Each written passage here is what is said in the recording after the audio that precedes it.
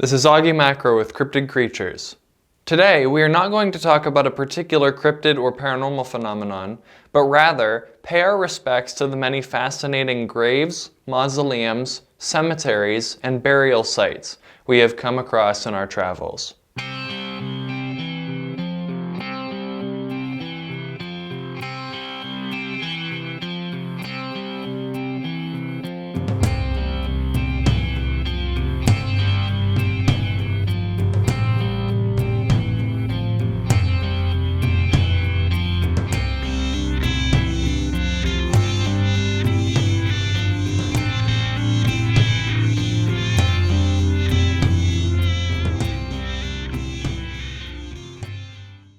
During the filming of our show, we have come across, visited, and filmed at many different interesting cemeteries, graves, and tombs, whether it be because a ghost or creature is said to reside there, or just because the person buried there, or even the architecture of the site itself is of note. With this in mind, we decided to showcase the many cemeteries and graves we have visited so far. We will visit graves old and new, housing artists, musicians, historical figures, a few specters, and more, as well as see some strange-looking and fascinating gravestones and burial sites. Without further ado, let's begin this cemetery special.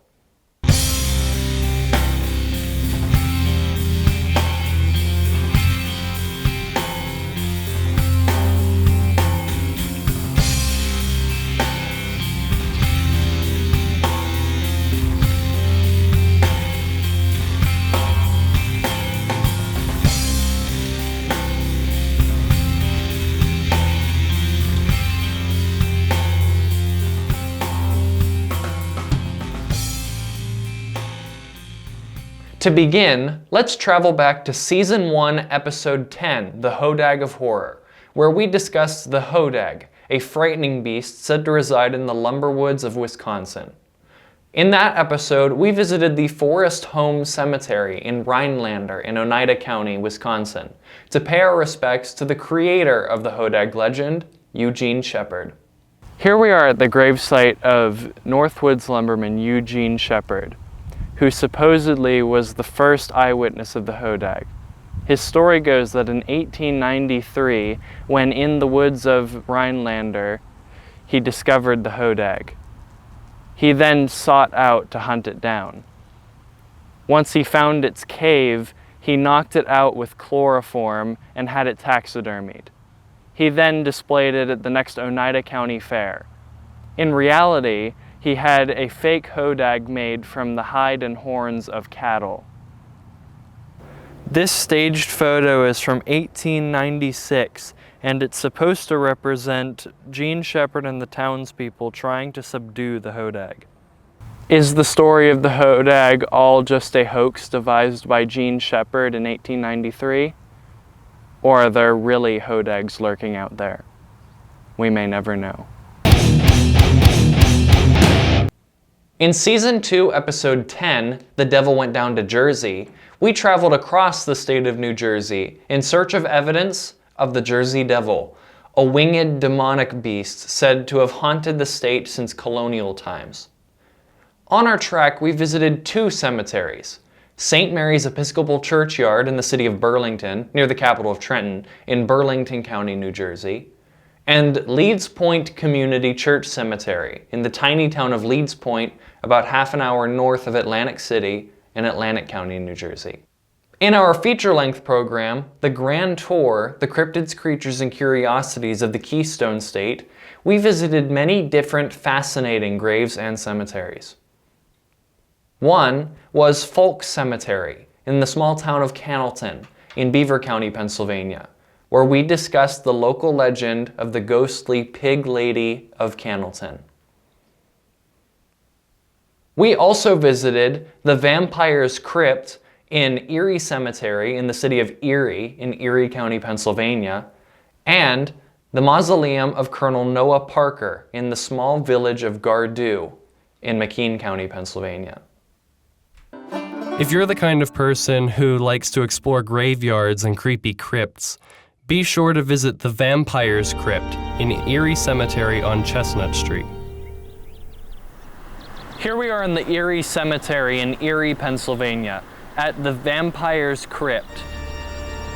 According to local legend, this vault is not the tomb of any mortal soul, but of a vampire. Many have tried to speculate on the origins of this story. Some believe that during the 1800s, a Romanian businessman moved to Erie and was buried here. Others claim that this was the site of satanic rituals in order to summon demons, which they also used to explain the mysterious burn marks on the sides of the building. Others still claim that a curse of death befalls anyone who dare enter. Are any of these claims true? We may never know. A few miles north of Emporium in McKean County lies the small village of Gardu, which is said to be home to a hidden pirate's booty. Here we are in the small village of Gardu in McKean County, Pennsylvania, where local legend tells that a pirate's treasure supposedly lies in this tomb. The story begins with a Captain David Thomas, a notorious pirate from the early 1800s, who supposedly sank a Spanish man-of-war off the coast of Florida in order to steal its wealth of silver bullion. Though he lost his own ship in the process, he was able to make his way up the coast until he reached the Susquehanna River. After he had traversed the river, he settled at the site of Great Elk Lick, which is now known as Gardu. There he spent the rest of his days living in a log cabin and selling salts to the locals. After Thomas's death, a family from New York known as the Parker family, and in particular a man named Colonel Noah Parker, arrived in the area. One story tells that in Colonel Parker's search for oil, he discovered a spring which, according to local Seneca legend, contained waters which had medicinal healing properties.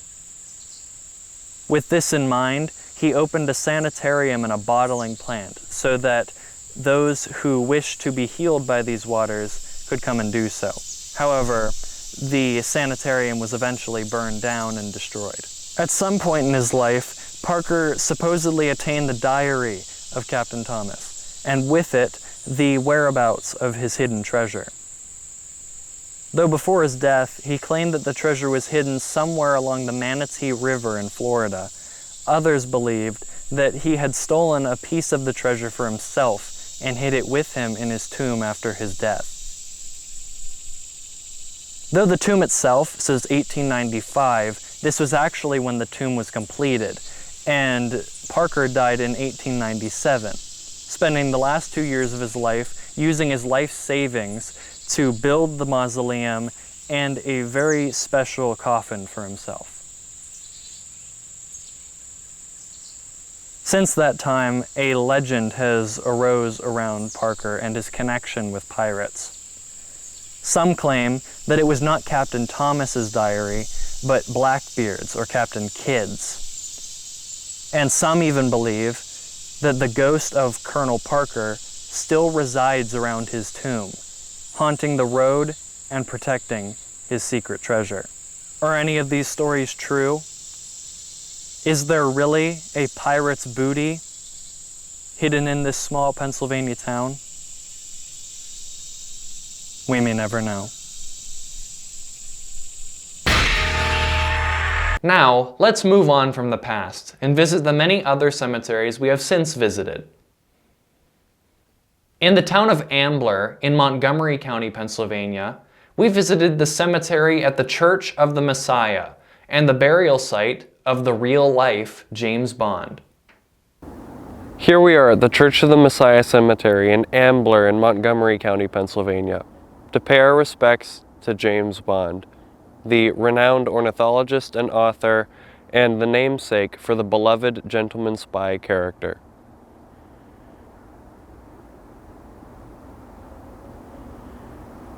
James Bond was born on the 4th of January 1900 in Philadelphia to Francis Edward Bond and Margaret Reeves. In 1911, he joined his father on an expedition in the Orinoco River Delta in Venezuela, spurring his fascination for natural history and, in particular, birds. After his mother's death, he and his father moved to the UK in 1914, and James studied at Harrow and Trinity College in Cambridge, acquiring a bachelor's degree in 1922. After graduating, he moved back to Philadelphia and, following a 3-year stint working at a banking firm, took out a loan for an expedition to the Amazon to collect specimens for the Academy of Natural Sciences. He continued to work as an ornithologist for the Academy of Natural Sciences in Philadelphia, eventually becoming their curator of ornithology. He became a particular expert on birds of the Caribbean and published his book, Birds of the West Indies, in 1936, which became the definitive work on the subject. In the 60s, he led dozens of birding expeditions in the Caribbean. James died on February 14, 1989 in Philadelphia at the age of 89. Fascinatingly enough, James's book, Birds of the West Indies, was what inspired Ian Fleming's infamous spy character. Fleming, who was an avid bird watcher at his home Goldeneye in Jamaica, was familiar with James's book and chose the name of its author for the hero of Casino Royale, the first book in the 007 series in 1953. According to Fleming, he wanted the name to be ordinary and unassuming, yet strong and masculine and very British, and he felt James Bond fit the bill. However, he did not contact the real Bond for permission, and he only became aware of Fleming's choice when the novels became popular in America in the 1960s. This prompted James and his wife Mary to visit Fleming unexpectedly, and they settled the issue formally. Fleming later paid respect to the real Bond with an homage in Dr. No, and in 1964 he gave the Bonds a first edition copy of You Only Live Twice, signed to the real James Bond from The Thief of His Identity, which in 2008 sold at auction for $84,000. The real Bond has since been honored multiple times throughout the subsequent films and has been featured in multiple documentaries on the subject. Now, we can remember Bond not only for the fiction icon he is, but also for the real man he was named after, and the life he lived.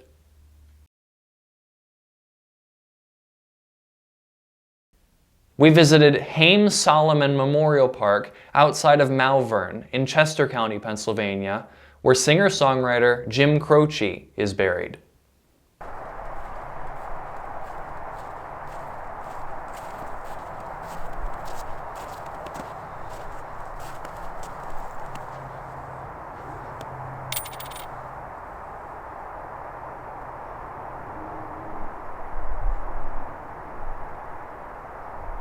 Here we are in Haym Solomon Memorial Park in Malvern in Chester County, where we have come to pay our respects to beloved American songwriter and musician Jim Croce.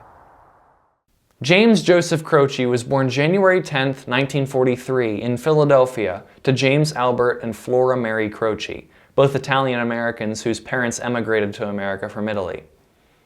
Jim grew up in Upper Darby Township, 7 miles west of Philly, and attended Upper Darby High School, graduating in 1960. He attended Malvern Preparatory School for a year before attending Villanova University.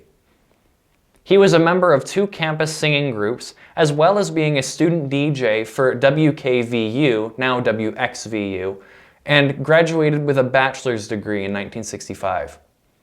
It was at Villanova when he began taking music seriously, when he became a leader of the Villanova Singers. He would play just about anything: blues, rock, a cappella, railroad music, etc. His band was even chosen for a foreign exchange tour in Africa, the Middle East, and Yugoslavia. Jim released his first album, Facets, in 1966, pressing 500 records with money given to him by his parents, who hoped that he would give up music when the album flopped. However, the album was a success, and he continued with his music career. In 1966, he married Ingrid Jacobson and subsequently converted from Catholicism to Judaism. In the same year, he enlisted in the Army National Guard of New Jersey, serving on active duty for 4 months. Jim and Ingrid began performing as a duo, and in 1968, the Croces were encouraged by record producer Tommy West to move to New York City, where they recorded their first album with Capitol Records. However, after 2 years of touring following the album's release, they settled down at a farm in Lindell in Chester County, Pennsylvania. In the 70s, the Croces returned to Philadelphia, where Jim found a job at R&B AM radio station WHAT. In 1970, Jim was introduced to classically trained singer-songwriter Mari Mulhysen, and they began performing together, Mari becoming Jim's lead guitarist. Jim's son AJ was born in September of 1971. In 1972, Jim signed a 3-record contract with ABC Records, releasing You Don't Mess Around with Jim and Life and Times, with singles Operator, Time in a Bottle, and You Don't Mess Around with Jim receiving airtime. The Croces moved to San Diego that year, and Jim began appearing on television. Jim toured in America, and in 1973 toured Europe. He continued to make television appearances, and while on tour for his album Life and Times, decided to leave the limelight, quit music, return to his family, become a writer, and withdraw from public life. However, tragically, his plans were cut short when on September 20th, 1973, he, along with 5 others, died in a plane crash shortly after taking off from Natchitoches Regional Airport in Louisiana. A later investigation by the National Transportation Safety Board determined that health complications with the pilot and low visibility were most likely causes for the crash. Jim was only 30 years old. In 1973, a posthumous album, I Got a Name, was released, as well as a greatest hits album in 1974, and many others in the following years. In 1990, Jim was inducted in the Songwriters Hall of Fame. His legacy lives on in his beloved music and the memories of his family and loved ones.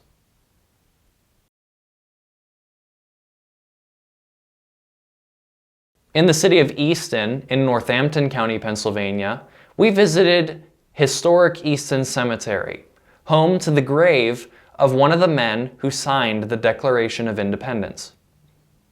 Here we are in the historic Easton Cemetery in the city of Easton in Northampton County, Pennsylvania, at the grave of George Taylor. Taylor was born in Ireland in 1716 and eventually moved to what was then British North America to become a representative of the colony of Pennsylvania in the Continental Congress and a signer of the Declaration of Independence. His estate is located in the nearby town of Catasauqua in Lehigh County, Pennsylvania. And he died on February 23rd, 1781, to be buried right here. Without his contributions and the contributions of the rest of the Founding Fathers, we wouldn't be able to enjoy the liberty we have today.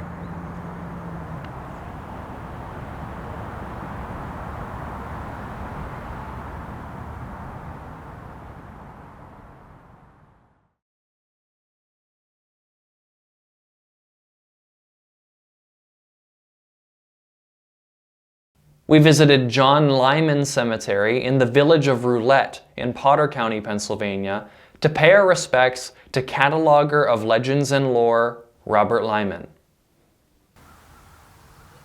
Here we are in the John Lyman Cemetery in the small town of Roulette in Potter County, Pennsylvania, at the grave of Robert R. Lyman Sr. Lyman was born October 9th, 1894, and died April 2nd, 1974. He served as a private first class in World War I, but what brings us here today were his contributions to the preservation of folklore. Near the end of his life, he compiled 2 volumes of stories and tall tales and folklore from the area of the northern tier of Pennsylvania, particularly in Potter County, where he grew up. The first of these novels was titled Forbidden Land, which he published in 1971, and the second was Amazing Indeed, which he published in 1973, both published by the Potter Enterprise, the local newspaper out of Coudersport. This is significant because his contributions in this way to folklore in general have preserved these stories for future generations. Many of these stories would be forgotten without his work, without him writing them down and putting them in books that now we can read. In fact, many of the stories that we have featured in Cryptid Creatures from this area, we have gathered specifically from his writings. So, in the field of cryptozoology and studying the unexplained, his work was invaluable. We thank you for him.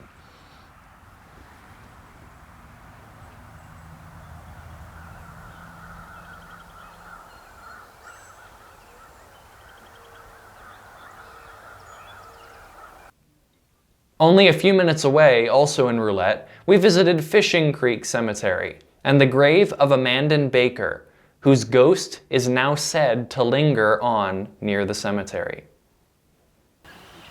Here we are in the Fishing Creek Cemetery, outside the small town of Roulette in Potter County, Pennsylvania, at the grave of Amandon Baker.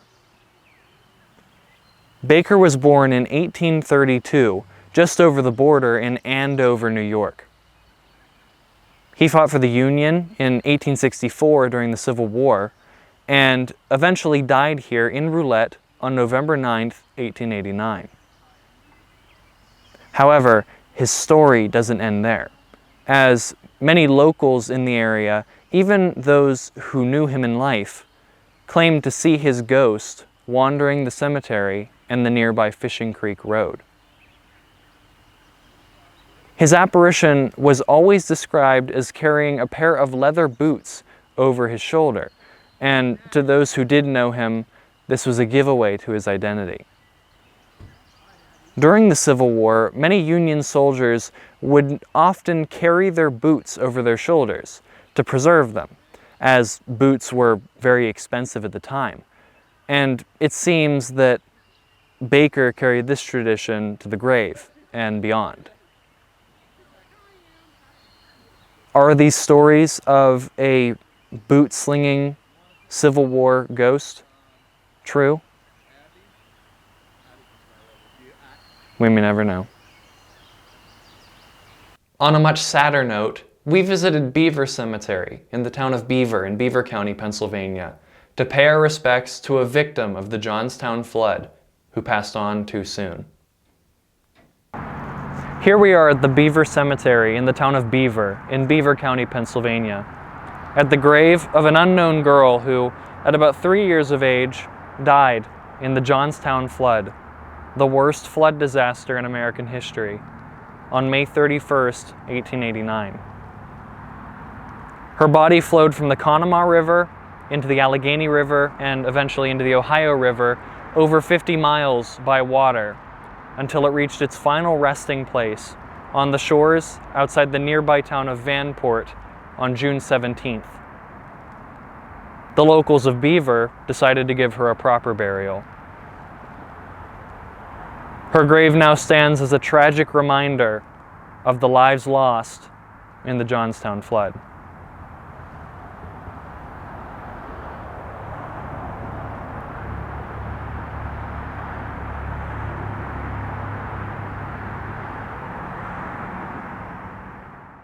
In the neighborhood of Lawrenceville and Pittsburgh in Allegheny County, Pennsylvania, we explored the Allegheny Cemetery, which is home to many different graves and tombs of interest.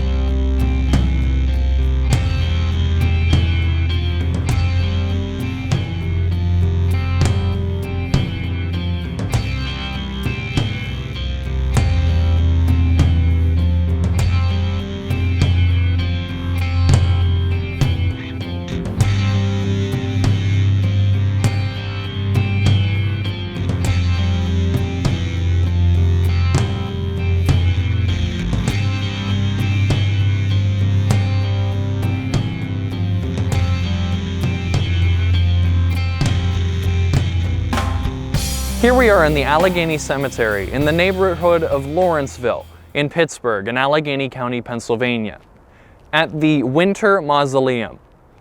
This mausoleum was constructed for a man named Emil Winter, who was born in 1857 and made his great fortune in the Pittsburgh steel industry in the late 1800s. The mausoleum itself was designed by a man named John Russell Pope, who also designed the nearly identical tomb of department store mogul F.W. Woolworth, who is now buried in the Bronx, and later designed the Jefferson Memorial in Washington, D.C. He was inspired by the Egyptian revivalist architectural movement, which was all the rage at the time due to the new discoveries in Egyptology, such as the discovery of King Tutankhamun's tomb. The mausoleum was built in 1930, and Winter himself was entombed here in 1941.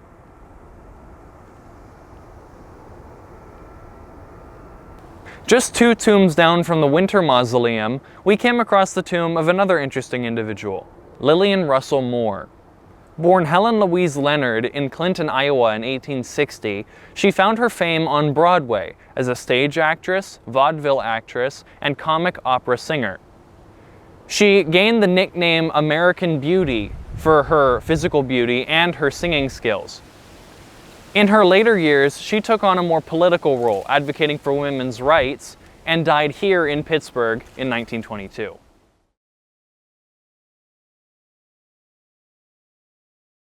Here we are at the Shark Stone, perhaps one of the strangest headstones in the whole of Allegheny Cemetery. This stone belongs to a man named Lester C. Madden, who was a Korean War veteran and presumably a huge fan of the 1975 film Jaws, which this stone replicates the movie poster for. Due to its uniqueness, it has become a much visited point of interest in the cemetery.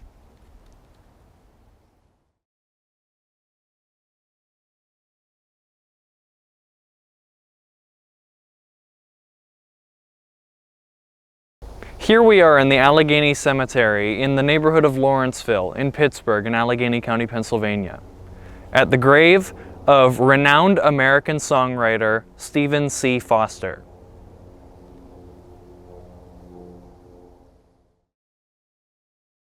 Stephen Collins Foster was born on July 4, 1826 in Lawrenceville in Allegheny County, Pennsylvania, to William Barclay and Eliza Cleland Tomlinson Foster. Details regarding his early life differ widely depending on which source one examines, since he wrote very little biographical material himself, and his brother Morrison Foster is believed to have destroyed negative information regarding the family. What is known is that Stephen had 3 older sisters and 6 older brothers, and he attended private academies in Allegheny, Athens, and Towanda, Pennsylvania, receiving an education in English grammar, diction, the classics, penmanship, Latin, Greek, and mathematics. Stephen taught himself clarinet, guitar, flute, and piano, and in 1839 was placed by his brother William under the supervision of German-born music dealer Henry Kleber, who exposed Stephen to music composition. Together they studied the works of Mozart, Beethoven, Weber, Mendelssohn, and Schubert. Stephen studied for a brief period at Jefferson College in Canonsburg in Washington County, Pennsylvania, eventually leaving for Pittsburgh and never returning. Stephen married Jane Denny McDowell on July 22, 1850, and after a honeymoon in New York and Baltimore, he began writing his music. His most famous works include O Susanna, which he published in 1848, Camptown Races and Nellie Bly, both of which he published in 1850, Ring de Banjo and Swanee River, which he published in 1851, My Old Kentucky Home and Old Dog Tray, which he published in 1853, Jeannie with the Light Brown Hair, which was published in 1854, and Old Black Joe, published 1860. Many of his works were used in blackface minstrel shows, which were popular at the time, and into the 1860s he moved from minstrel music to parlor music. Despite never actually living in the South, many of his works had Southern themes, and many of his songs have since been adopted as part of the Southern culture. Foster spent his last 4 years in New York City, and he died there on January 13, 1864, at the age of 37. Most historians believe he died of a fever, and it is known he was experiencing declining health due to a fever in his last week. However, some historians believe he may have committed suicide. In 1864, his work Beautiful Dreamer was posthumously published, becoming one of his most famous works. Though he and others connected to the culture of the antebellum and Confederate South have come under political attack and controversy in recent years, it is undeniable that his contributions to the American soundtrack have secured him a legacy that will reverberate for years to come.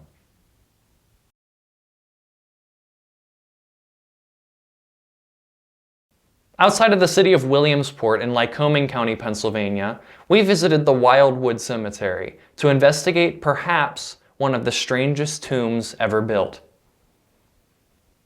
Here we are in the Wildwood Cemetery outside of the city of Williamsport in Lycoming County, Pennsylvania, at the grave of Thomas T. Purcell.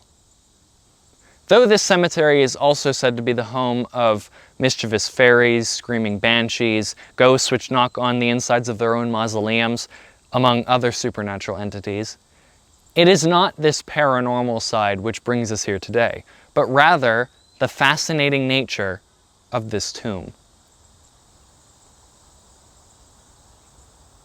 The concept of being buried alive has both enamored and terrified humanity for centuries, as there have been numerous reports going as far back as the Middle Ages of individuals who were mistakenly entombed before their death.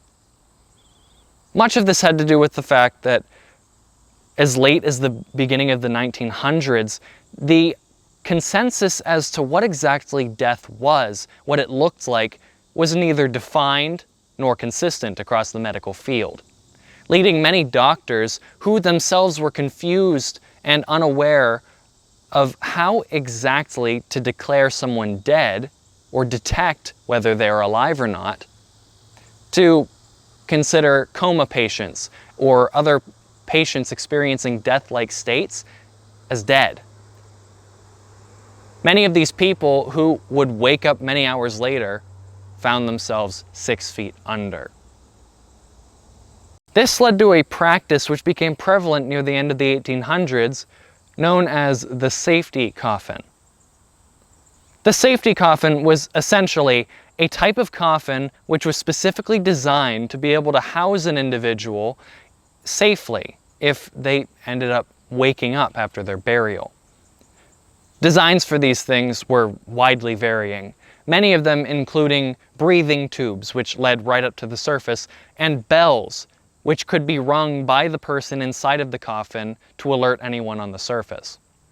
In fact, this particular design led to the phrase "saved by the bell," as there were a handful of occasions where people did use them and were saved. However, a particular Pennsylvania firefighter born in 1854 named Thomas T. Purcell took this concept to the next level. His design, which he himself invented and patented, includes vaulted doors, which essentially act as escape hatches, allowing anyone who wakes up on the inside to free themselves all on their own.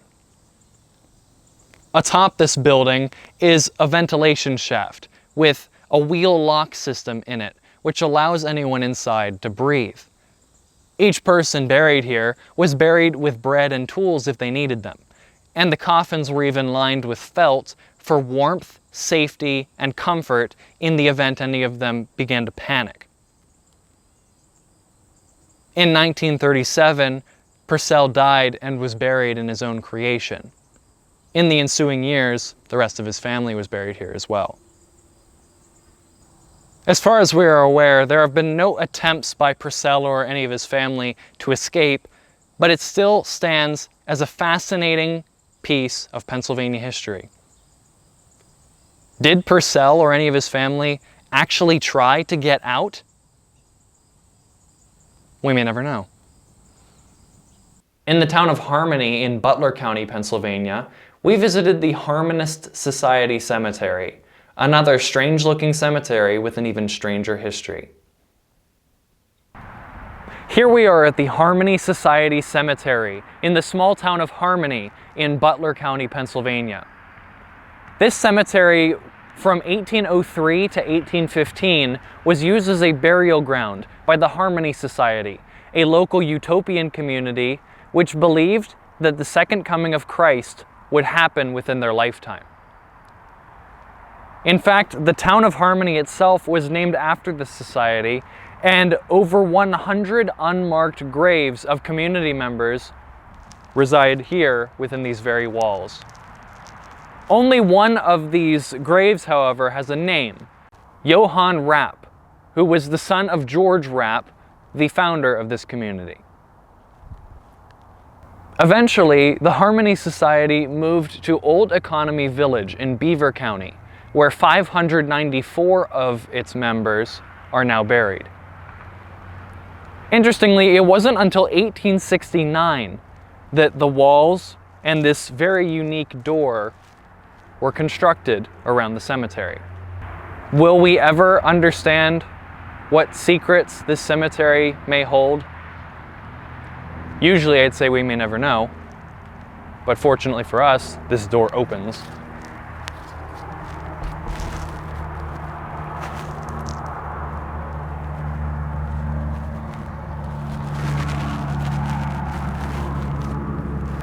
Well, now we know. We visited St. John the Baptist Byzantine Catholic Cemetery in Bethel Park in Allegheny County, Pennsylvania, to pay our respects to world-renowned artist Andy Warhol. Here we are at St. John the Baptist Byzantine Catholic Cemetery in Bethel Park in Allegheny County, Pennsylvania, at the grave of world-renowned artist Andy Warhol.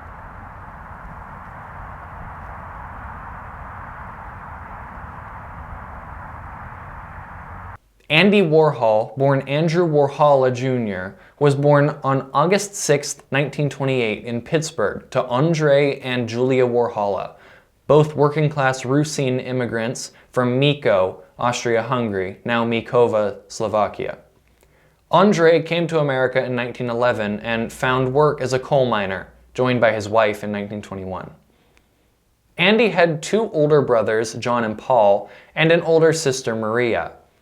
At the age of 8, he got a streptococcal infection that led to scarlet fever. Due to the lack of proper antibiotics at the time, his illness progressed and left him bedridden.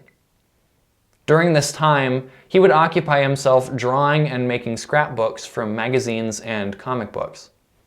He also enjoyed using his family's camera, and after noticing this, his father and brother built him a dark room in their basement.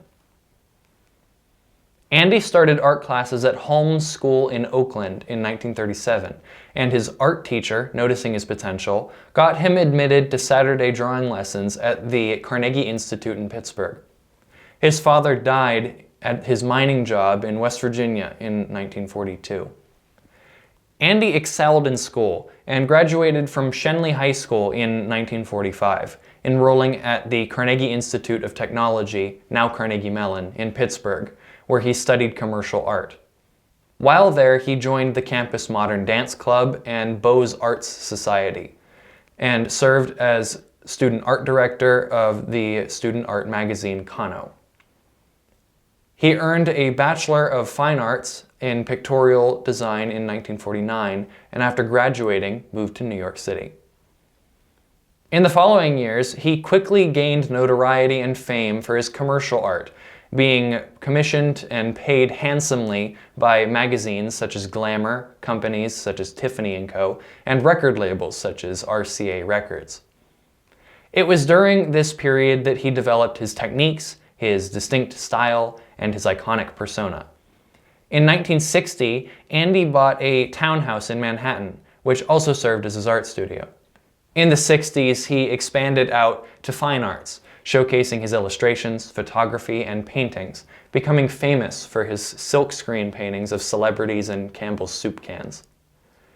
In 1963, he opened his famous studio, The Factory, in New York, a space famously covered in silver foil that became a hub for his art, experimental films, and counterculture scene, operating there until 1967 when he relocated. His factories continued in several other locations, however, for decades after the first one closed. His works in the 60s, most notably his silk screens, came to define the pop art movement, combining themes of media and consumerism with celebrity and counterculture.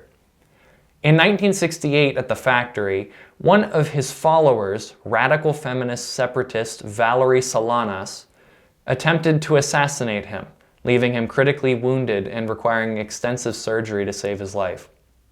He did survive, but it left physical and psychological scars, and he lived out the remainder of his years with physical frailties from the attack and a more guarded and reclusive attitude.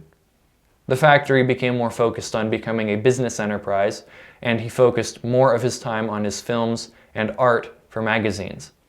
Into the 70s, he lived a relatively quieter life, more entrepreneurial than scandalous, and experienced an artistic revival in the 80s.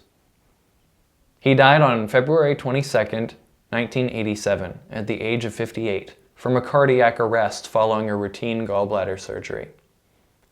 His family brought his body back to Pittsburgh, and he was given a lavish funeral, being buried in a solid bronze casket and in a black cashmere suit.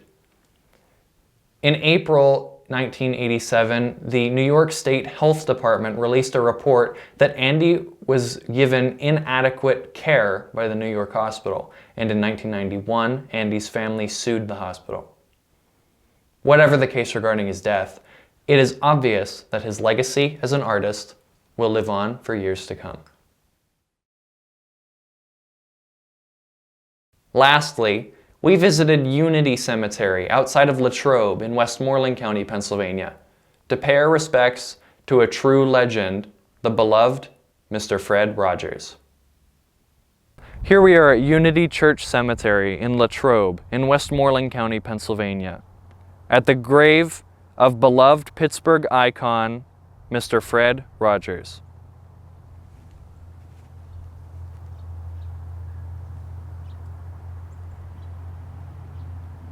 Fred McFeely Rogers was born on March 20th, 1928 in Latrobe in Westmoreland County, Pennsylvania, to James Hillis and Nancy McFeely Rogers.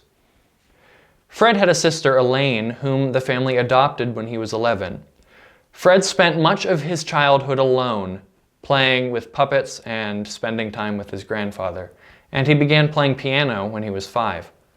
He had a difficult childhood, being shy, introverted, overweight, asthmatic, and the subject of bullies.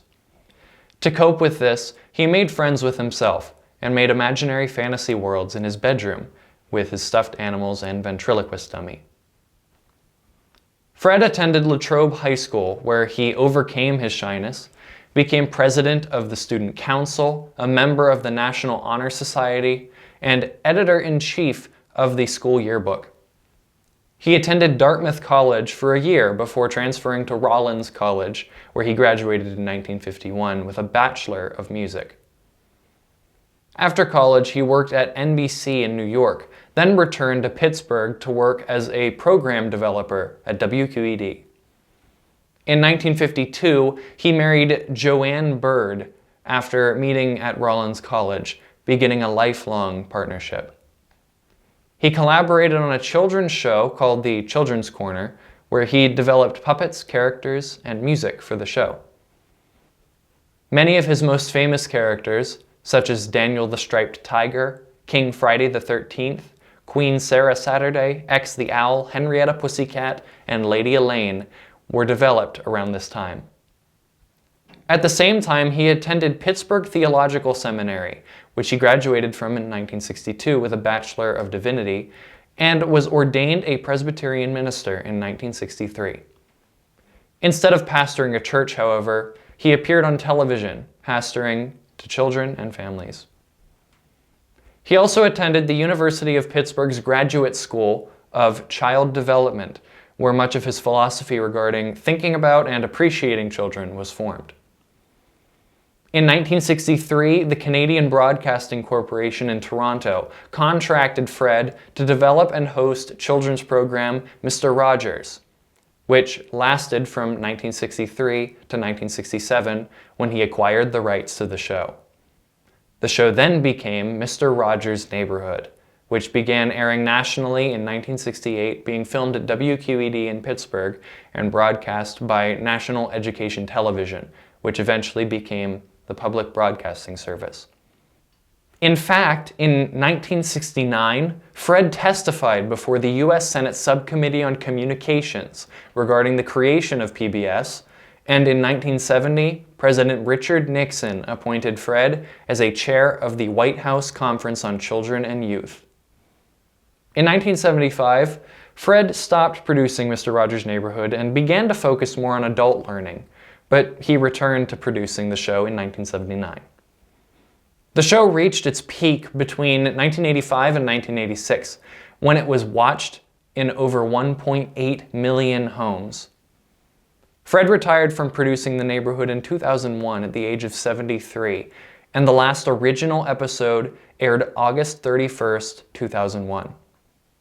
Reruns continued on PBS, however, and by 2016, it was the third longest running program in PBS's history. Fred died on February 27, 2003, in his Pittsburgh home at the age of 74. His legacy is one of kindness, of love, of faith, and of cultivating the best in the next generation.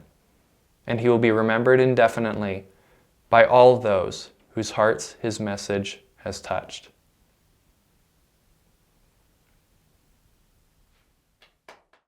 Cemeteries, graves, tombs. We may think of them as places of death or decay or loss. At the very least, we associate them with a dark Gothic haunted aesthetic. But they are more than that.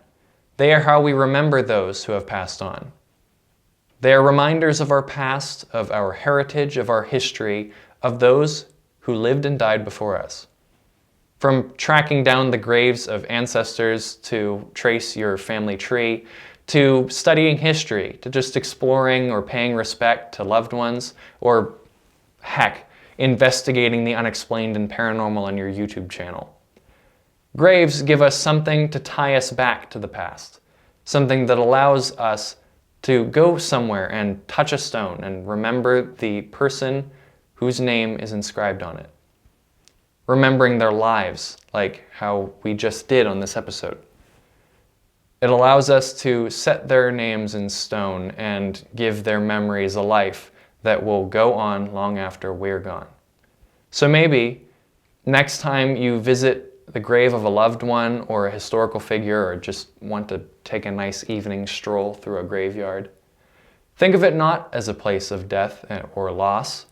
Think of it as a place of remembering, of honoring, where we can go and retell their stories, and hopefully our descendants can go and tell ours someday. Thanks for watching, and to watch our previous and future episodes, visit the Cryptid Creatures YouTube channel. Like, subscribe, and tell your friends. Cryptid Creatures is brought to you by the Kitty Petters Union, Cobble Sound Recording Company, and my dad's show, Meet the Pressers. This is Cryptid Creatures with Augie Macro, signing off.